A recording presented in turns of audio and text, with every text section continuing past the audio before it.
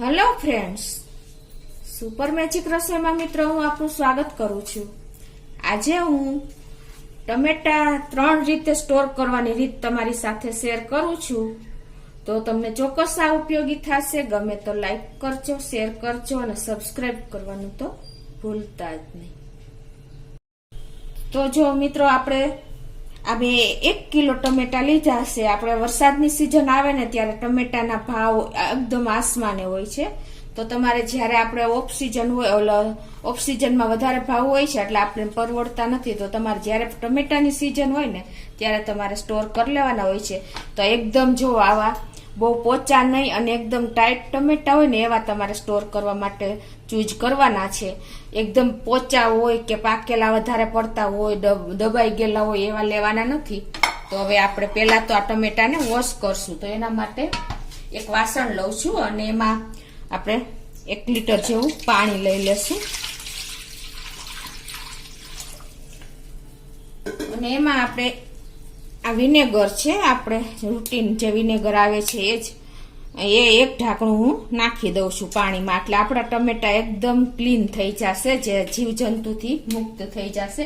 જો તમારી પાસે વિનેગર ન હોય ને તો તમે મીઠું કે 1 ચમચી મીઠું કે 1 ચમચી હળદર નાખીને પણ તમે આને વોશ કરી શકો છો। આ રીતે આપણે બધા ટમેટા પાણીમાં નાખી દેશું અને એકદમ સરસ હાથ ફેરવીને ક્લીન કરી લેશું, એટલે એકદમ પેસ્ટ જે છાંટી હોય છે ને એ પણ તમારે આમાંથી નીકળી જશે અને આપણે એકદમ જે જીવજંતુ ચોમાસામાં ખૂબ હોય છે એટલે એ પણ તમારે બધું ક્લીન થઈ જશે। આ રીતે તમારે ઘસીને સાફ કરી લેવાના છે।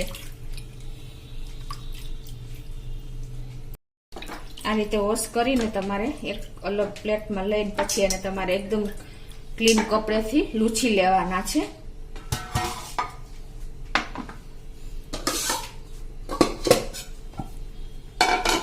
આ રીતે જો તમારે એકદમ સરસ ક્લીન હશે ને તો તમારે ટમેટાને સ્ટોર કરવામાં કોઈ પ્રોબ્લેમ નહીં આવે ક્યારે, એની ટાઈમ। આ આખું વર્ષ તમે આ ટમેટા સ્ટોર કરી શકશો મિત્રો, અને તમારે ઓફ સિઝનમાં એટલા કામ લાગશે ને કે તમે સ્ટોર કરેલા ટમેટા તમારે ગમે ત્યારે તમે યુઝ કરી શકશો। જો આપણે એકદમ બધા ટમેટા ક્લીન કરી લીધા છે। હવે આપણે સ્ટોર કરવા માટેની હું તમને એક પેલી રીત બતાવું છું।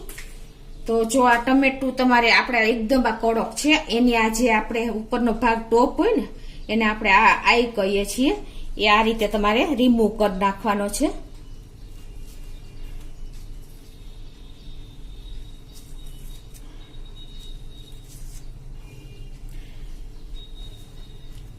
આ રીતે તમારે જેટલા ટમેટા સ્ટોર કરવા હોય ને એ રીતે તમારે આ આઈનો ભાગ એકદમ ઉપરથી દૂર કરી દેવાનો છે। હવે આવી રીતે રિમૂવ કર્યા પછી આપણે જે પાછળનો ભાગ હોય ને ત્યાં તમારે પ્લસની આવી રીતે નિશાની લગાવી દેવાની છે। આ રીતે તમે પ્લસની ઇમ્પ્રેશન નાખશો ને એટલે તમારે હું તમને આગળ બતાવું છું કે તમારે આ ઉપયોગ કઈ રીતે કરી શકો। તમારે બધી રસોઈમાં તમારે અલગ અલગ જે સ્ટોર કરેલા હશે ને એ કામમાં આવશે મિત્રો। તો આ રીતે આપણે સ્ટોર કર્યા પછી આપણે જો આ રીતે કોઈ પણ તમારી પાસે જેટલા તમારે સ્ટોર કરવા એ પ્રમાણે તમારે જીપ બેગ લઈ લેવાની છે અને પછી એમાં તમારે આ રીતે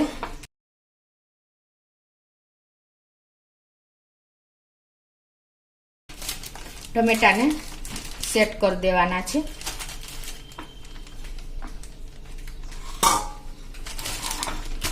અને પછી તમારે આ રીતે બેગની બધી એર તમારે કાઢી નાખવાની છે અને પછી જીપ આવી રીતે લોક કરી દેવાની છે, જીપને હોય।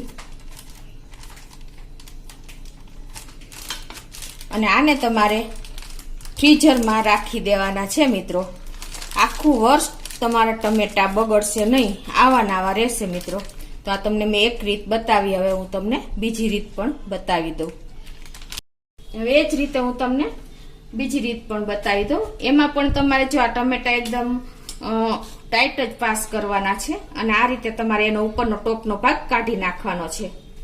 આ રીતે જો આપણે બધા ટમેટાને ટોપનો ભાગ કાઢી નાખશું અને હવે તમારે એક બાઉલ લઈને એમાં આ રીતે તમારે જેટલા સાઈઝ જેટલા ટમેટા સ્ટોર કરવા હોય ને એ પ્રમાણે તમારે સ્ટોર કરી દેવાના અને પછી તમારે સિલ્વર ફોઇલ લઈ લેવાની અને આને તમારે કવર કરી દેવાનું છે.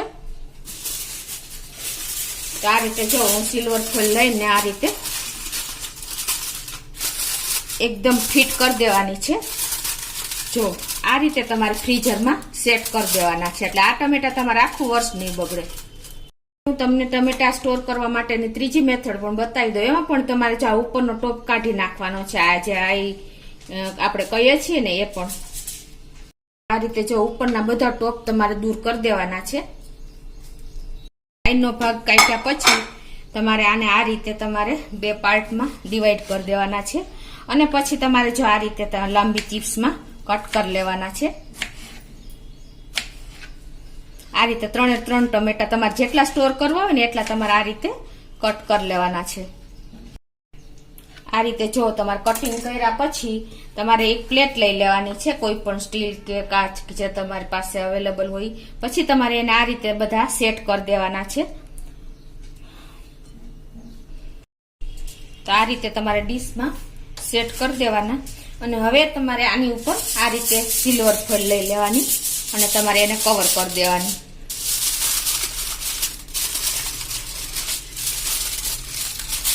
આ રીતે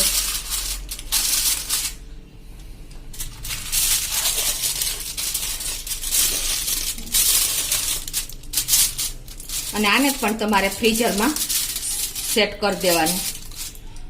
તો તમને મેં 3 રીત બતાવી, હવે તમને હું આગળ બતાવું છું. હવે આ જે પેક કર્યા છે ને એ 3 ડબ્બા હું ફ્રીઝરમાં રાખી દઉં છું. જો ફ્રીઝરમાં ટમેટા મૂક્યા હતા પેક કરીને એ 4 કલાક થઈ છે અને હવે આપણે લઈ લેશું. ફ્રીઝરમાંથી કાઢેલા ટમેટા જોઈ લઈએ. જો મિત્રો એકદમ આપણા ટમેટા ફ્રોઝન થઈ ગયા છે. આ રીતે તમે એને આખું વર્ષ સાચવી શકો છો અને બગડતા પણ નથી. અને હવે આને તમે જો આ રીતે અલગ કરીને તમે ગમે ત્યારે ઉપયોગ આવી રીતે તમારા જીપમાં ભરી લેવાના. જીપ બેગ હોય ને એમાં આ રીતે પીસ કરીને જો એનો અવાજ પણ તમે જો એકદમ સરસ કડક થઈ ગયા છે. અને તમારે આને જ્યારે વાપરવો હોય ને ત્યારે 1 કલાક પહેલા તમે બહાર કાઢી લ્યો ને એટલે તમે એની ટાઈમ ઉપયોગ કરી શકો છો. આ રીતે તમે જીપ બેગમાં ભરીને પછી આ પીસને સ્ટોર કરી શકો છો. તો આ રીતે હું અત્યારે બધા ભરી દઉં છું. જો તમે બધા પીસ જીપ બેગમાં ભરીને તમે આ રીતે જીપ બેગ પેક કરીને પાછી ફ્રીઝરમાં રાખીને તમે સ્ટોર કરી શકો છો. જો આપણે બાઉલમાં જે આખા ટમેટા ભર્યા હતા આ કાઢીને એને પણ તમે જુઓ એકદમ આઈસ થઈ ગયા છે. તો આને પણ તમે આ રીતે જીપ બેગમાં ભરીને પાછા ફ્રીઝરમાં સ્ટોર કરી શકો છો. અને આખું વર્ષ આ ટમેટા બગડતા નથી મિત્રો. આ રીતે ગમે ત્યારે તમારે શાકમાં કે ઉપયોગ કરવો ત્યારે તમારે અગાઉ અડધી કલાક કે કલાક કાઢી લેવાના. આપણે જો જીપ બેગમાં આખા ટમેટા પ્લસની ઇમ્પ્રેસ આપીને જે સ્ટોર કર્યા હતા એ પણ હું તમને બતાવી દઉં. એ પણ જો એકદમ ફ્રીઝરમાં આ રીતે હાર્ડ થઈ જાય છે. અને જો આ તમે એની ટાઈમ તમે સૂપ બનાવવો હોય કે તમારે શાકમાં કે પંજાબી શાકમાં તમારો ઉપયોગ કરવો હોય ને તો આ રીતે તમે ઇઝીલી જો આપણે પ્લસની ઇમ્પ્રેશન આપી હતી એટલે ઇઝીલી છાલ તમે રિમૂવ કરીને તમે એનો ઉપયોગ જ્યાં આપણે આ રીતે કરવાનો હોય ને છાલ ઉતારીને એમાં તમે કરી શકો છો. જો આ તમને બહુ કમ્ફર્ટેબલ રહેશે અને તમે આખું વર્ષ આ ટમેટા બગડતા નથી. તો હવે આને પણ આપણે પાછા જીપ બેગમાં ભરી દઈ.